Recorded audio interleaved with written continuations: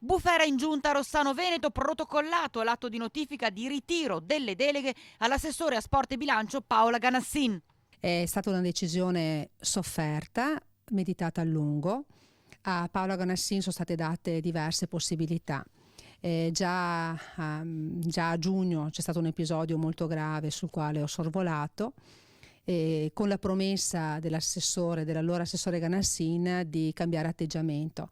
Un atteggiamento di sfida e di mancanza di rispetto non tanto nei confronti di Morena Martini, perché questo sarebbe passato in cavalleria, diciamo, quanto una mancanza di rispetto nei confronti dell'ente che come sindaco sono tenuta a rappresentare.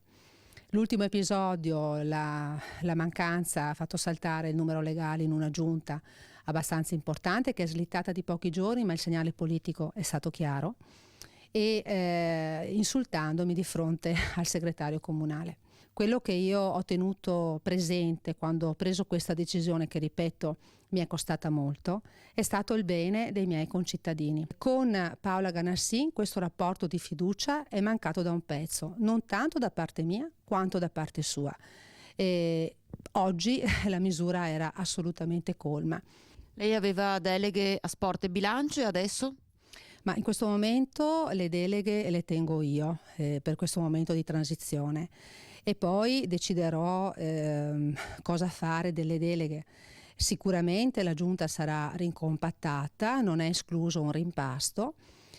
Quello che posso assicurare è che sarà una giunta dove io non sarò ostaggio di nessuno. Ho una mia autonomia, ho una dignità che rappresenta tutti i cittadini di Rossano Veneto.